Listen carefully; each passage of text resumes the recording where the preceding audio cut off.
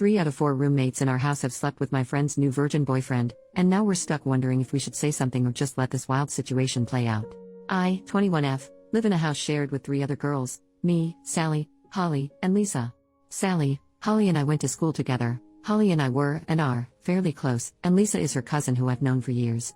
Sally, 21F, is someone we've always known and got along well with, but isn't really a great friend. She needed a place to live and we needed a roommate. While we all kinda run in different circles, everyone knows everyone where we live. So while I wouldn't hang out with the same small group as Lisa or Sally, we end up at the same parties and know the same people. Anyway, recently Sally had been dating a guy, 20s male, but we haven't met him. She's kind of embarrassed about her past boyfriends, one was abusive, one cheated on her, so we didn't pry. Also she has a tendency to be dramatic as heck, which can get exhausting if you get sucked in, so we tend to stay out of her business a lot. He has a fairly generic name, we'll call him Tom. She's been dating Tom for 4 months now, but they hadn't made love. Until last night. Holly, Sally and me have a WhatsApp group for the 3 of us. Lisa isn't in it, I think because Sally started the group and those 2 aren't close at all. She messaged us last night to mention she was having a friend round, wink nudge, and to ask if we were okay with it. We were both at a bar and said great, go for it. Happy times. In the morning we receive a message on the same group saying, guys, Tom and I lost our virginities to each other last night. I'm so happy.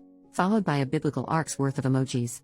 Now I'm sat here baffled by this message when Holly knocks on the bedroom door and comes in, and asks me how on earth Sally has managed to lose her virginity twice. Sally is a Christian. Very devout when you ask her about her religion, but not that great in practice. This has nothing to do with any of us girls, so we don't care. But this was kind of weird. We were a little dumbfounded but went downstairs and made coffee. A couple hours later, we hear Sally walk downstairs and a guy's voice in the background. They pop their heads in as Sally says, hi guys, this is Tom. He quickly says hello and then leaves. The issue is, I've made love with this guy before. Sally sits down and we ask her about the virginity thing, in a friendly way. She tells us no, because she is Christian she is a virgin, because the past boyfriends treated her so badly that she had cleansed her life of them and is a virgin again. We're apparently also ignoring the several one-night stands I've overheard through my bedroom ceiling, so we ask if she's told Tom that she's a virgin. She says yes because I am. And he's a virgin too, so I thought it would sound better. I've dealt with her denial issues before but this is quite a new level. Sally leaves and I quickly turn to Holly and tell her I've slept with him. As I mentioned before, Holly and I are close, but we know a lot of the same people. Holly tells me that she's been to a party with him also and Lisa slept with Tom at that party. So what do I do? At first I felt bad for the guy for being lied to about Sally's virginity, but now he's doing the same thing? And the fact that 75% of our house has slept with him is a little icky. Do we tell her? Do we tell him? Do we leave them to it? Do we get Tom to sleep with Holly so she doesn't feel left out? Update, 5 days later. Hi everyone. I think anyone that read the original post guessed it wouldn't be long before I had an update, but even I didn't think it'd be this quick. Anyway, buckle up. So since Sally lost her virginity, I'm rolling my eyes just typing it, Tom has stayed round basically every night. This is fine with all of us, even if a bit awkward. There's sort of an unspoken rule in our house that boyfriends are allowed round whenever without anyone needing to clear it first. If we see each other in the day, it's courtesy to mention, oh by the way, boyfriend is coming round later today, but no one has an issue if it's not brought up prior to the visit. They're not sleeping in any communal areas, and we have enough bathrooms that shower time is never an issue. So Tom has been in the house most evenings but we've barely seen him. They're still in the weird love-making stage of their relationship where they only leave the bedroom for snacks and Powerade and to wash their sheets, I hope, so it's not like anyone's avoiding anyone. So 2 days ago Tom must have been at work, because Sally was alone in the house eating lunch. Holly and I were on our way out, about to go shopping, when Sally asked if she could tag along. We said sure, we were just going to get shampoo and toiletries, but she said that was fine because she only needed to get one specific thing. When we got to the mall, Holly went to get an eye test, she'd been due one a while, and I was planning on just browsing for some work clothes. But Sally grabbed my arm and said you have to help me. While giggling, and dragged me into a store. Guys. She made me go to a lingerie shop and find a sexy nun costume with her. I felt like a deer in headlights when you're paralyzed with fear, except instead of fear it's just inappropriateness and discomfort. I just stood there nodding and fighting the urges to laugh hysterically and cry simultaneously at looking for an escape route when she weighed the pros and cons of different Catholic-themed naughty outfits. I got home, popped a straw in a bottle of wine and told Holly about my traumatizing experience. She howled. Moving on to today.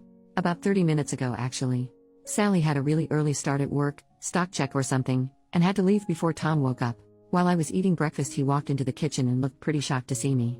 We said hi awkwardly, made niceties about the weather and asked each other about school and work. I assumed that would be it, but he addressed the elephant in the room. Tom, hey, I don't want this to be awkward about us hooking up in the past. I haven't told Sally. I don't know if you were planning on telling her. Me, I wasn't planning on it. No. That's your business. Tom, okay, great. It's just I'm worried she'll freak out, but I don't want to lie to her. Okay, this next bit kind of slipped out because I'm not really a morning person, and I've had to listen to the faint sounds of creepy religious honeymoon banging for 4 days now. Me, well, maybe telling her you're a virgin wasn't the best idea then. Tom laughs and then says, huh, what? Well, he never told her he was a virgin. I don't know if she made it up in her head or she really believes it or she knows everything, but Tom assured me he had never told her he was a virgin. It was all okay, he assumed I'd heard Sally wrong. Then he said something along the lines of Sally being a virgin and maybe she was ashamed, and I tried so hard not to make any kind of facial expression but, again, mornings are not my happy place, and it must have shown. Tom asked me if Sally really was a virgin and I just mumbled, you should talk to her about it and, I don't actually know, because in my defense I've never seen her be penetrated, but it's a pretty bullcrap defense, so sorry Tom, my bad, I panicked. He said goodbye to me and walked off, furiously texting. So yeah, I'll be updating this over the next few hours probably. Edit, just woke up to enough emojis that my phone nearly imploded. They're from Sally as you can guess. They're in the WhatsApp group with Holly and are mostly crying face and dead face, a few bow and arrows followed by hearts, and a couple boy emoji next to the knife and fork emoji. Not entirely sure what that's about. I can't seem to find a fan emoji to put the poop one next to, but you get the idea. Not sure if Sally's at home at the moment or not, she wasn't meant to be working late and I don't remember hearing her come home. I'm gonna pop in and see if Holly's awake and then possibly barricade her door shut. Edit number 2, I've been sat in Holly's bed for the last hour, while she's been reading both my posts and all your comments. She's loving the replies by the way, and is refusing to be called anything but madam now.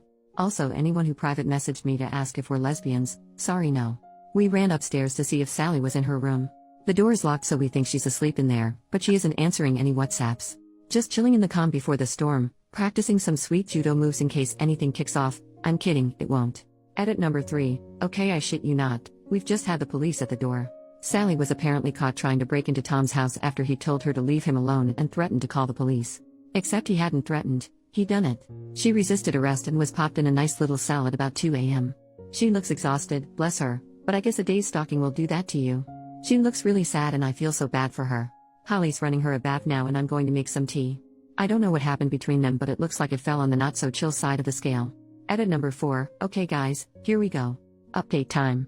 Sally's asleep in bed and a lot has gone on in the last hour or so. Safety belts on, hands and feet in the cart at all times. Holly is here with me, she might pitch in every now and then. In fairness, Dance Moms is on at the moment, and she's done with this shit for today, so she might not be super involved. So the police dropped Sally off at home. They asked to have a quick chat with me about what happened, probably a good idea, because Sally's version was ever so slightly different, sigh, while Holly took Sally upstairs to get changed and whatever else she needed to do. The officer, who was super fine, not gonna lie, maybe he can do the rounds after Tom has left, told me that Tom called the police at 1 a.m., because Sally was harassing him over the phone and throwing rocks at his window. By the time they got there Tom had rang 3 more times, and Sally was climbing up a fence and shimmying over onto the kitchen roof, some freaking Batman crap right there. They tried to talk her down, where she was screaming and crying, they thought she might be on some sort of drugs, but I told them it's just her personality and a bit of caffeine usually. I laughed, he didn't.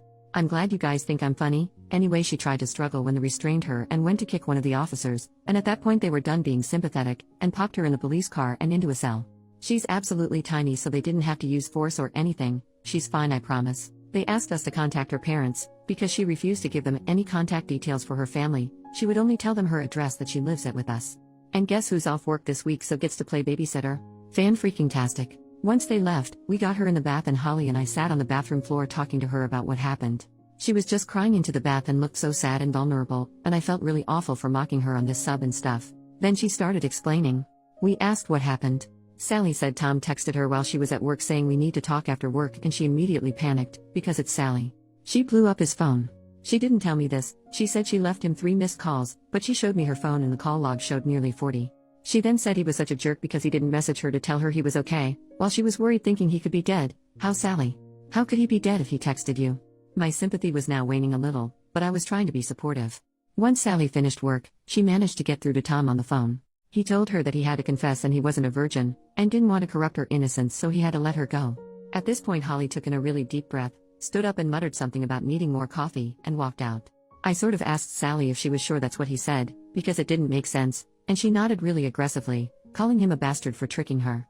I was trying to be gentle, rather than just calling her out on her bull crap, because she hadn't slept and she was an emotional mess, so I asked why she didn't just tell Tom that she wasn't a real virgin. That was a mistake. She started crying and yelling about being a virgin again, Thanks for that phrase, whoever coined it in the first post, and how her virginity is her decision. Holly walked in with coffees and teas and Sally calmed down. She gave Sally her tea and gave me a coffee. I looked at her. I don't drink coffee and Holly knows this, and she just raised her eyebrows and nodded. I took a sip and it was mostly whiskey. Gotta love the girl. We asked Sally why she went to Tom's house. She said he invited her over to talk about them and work it out. My acute critical thinking skills tell me this is bull crap. Sally said he didn't answer the door and she got concerned that he, once again, could be dead. Tom is clearly accident prone as heck, and she needed to check he was okay. Hence the climbing. Because even though he's an asshole and she hates him, she still cares about him, and needed to know he was alright. She finished work sometime between 4 and 6 p.m., that's her usual shifts, and was arrested at 2 a.m. so I have no idea what she did during those hours. Probably built a lair with a map with lots of strings attached to photos with thumbtacks and newspaper cuttings stuck on the wall. It doesn't seem like we'll be getting a very clear picture of what actually happened from Sally, but you can piece a lot of bits together and figure she just went all girl interrupted on him. Oh, and at least 2 times in the conversation she mentioned she was worried she could be pregnant. Again, I'm bargaining on this being hysterical lack of sleep bull crap. So Sally is asleep now, and Holly and I are day drinking. Everything has gone swimmingly. Lisa is away for the next couple days and is blissfully ignorant to everything that's gone on. 2 out of 10. Would not do again. Final update, probably. So Sally slept for about 24 hours, I'm not even kidding. She went to sleep, woke up briefly to raid the fridge, and then went back to sleep. She has a blurry recollection of what happened, and doesn't really remember the bath or telling me what happened. I joked that at least she didn't remember me molesting her, which she laughed at, so she's getting back to herself a bit. This morning I sat her down and asked what was going on. She told me that school has been getting really on top of her, especially with work too and going to all her church meetings and volunteering. I kind of wanted to say, well, screw church. But I feel like that's a thing you don't say. And she got some Adderall, I'm assumed Adderall. She just said they were study pills, from a couple guys at school to keep her awake to finish essays. But as it always is with delicious Adderall, people tend to take it a little too far. Not to get all after school special and preachy, but guys, if school is so hard you need to take drugs, maybe we should put ourselves first and become strips. Anyway, Sally's little pick-me-ups became a regular thing, and none of us noticed because we all get a little caffeine dependent during the school year, and she had a pretty screechy voice to begin with. She apologized for going loco and I apologized for being a crappy roommate and not noticing she was crazy. We did a ceremonious flushing of the pills down our least used toilet. PSA, that stuff doesn't flush super easily. It was humiliating. I had to claw like 3 of them out of the bowl because they must have gotten fused to the ceramic and I couldn't let Sally do it in case she went all train spotting and shoved them up her butt. It really ruined the moment, and now it's probably going to be our never used toilet because I managed to drop the bag in, and I think it messed up the system because it's blocked. We have a meeting next week with someone at school, I guess a counselor? I didn't speak directly with her on the phone, who's going to talk about healthy ways of dealing with stress. It was just going to be Sally going, but she was nervous so I said I'd go too, and it can't really hurt to know how to calm myself down in a way that isn't alcohol. I asked Sally if she was going to talk her parents about this, but she said no, because as I mentioned in some comments, they're very religious and their suggestion would be pray more. I have their number though, I'll use it if I need to. I asked Sally if she was pregnant and her eyes widened and she looked baffled. She actually said no? Are you? So we can equate that to mild psychosis and crazy beachness, we've all been there. She also asked me if she thinks Tom would ever speak to her again and I just hugged her and started laughing so she hit me and went really red. Sorry honey, if he comes back after that, you don't want him. So for now, we are back to normal. I think. Sally is still a little crazy, but in the constantly hormonal kind of way. Holly and I haven't had a drink yet today, and Lisa is still fucking oblivious to all of this. She probably won't care. She genuinely doesn't like drama. I'd love to start a blog about us, as many of you have requested, but I'm pretty sure it'd never be as interesting as these posts. Relevant comments. Commenter number 1, so is Tom super hot? Are you guys in a smallish town? Trying to figure out the odds of 3 women in the same house sleeping with the same guy and not knowing. OP, he is very good looking, but it's also a small town. Basically everyone our age around here goes to the same bars and parties, so you're bound to know someone who knows someone. Commenter number 2, OP, I think this may be my favorite relationships post ever. It might not actually be appropriate to ask Tom for his side, but damn I'd like to know how it went down according to him. The poor man needs a bottle of booze for having to deal with her, so do you and Madam Holly. I doubt she will listen if you tell her, but Sally should seek therapy, outside her church. Part of me really hopes there's another update. But, for the sake of all involved, I also hope there's no more drama. OP, trust me I'd love to know too, because I feel like it would be vastly different from Sally's story. But we'll probably never know, unless I bump into Tom at a bar in the future. I'll be sure to update if I do. Once Sally is calm in a couple days I'll have a talk with her about all this, because let's face it, it was a bit much. I don't think her parents will be much help, they're nice but they're kind of the sort of people who think you pray all your problems away. Commenter number 3, Virginity is so self-evidently a social construct when you believe you can regain your imaginary virginity in order to imaginarily lose it again. None of this makes any sense to me. OP, it doesn't make sense to anyone.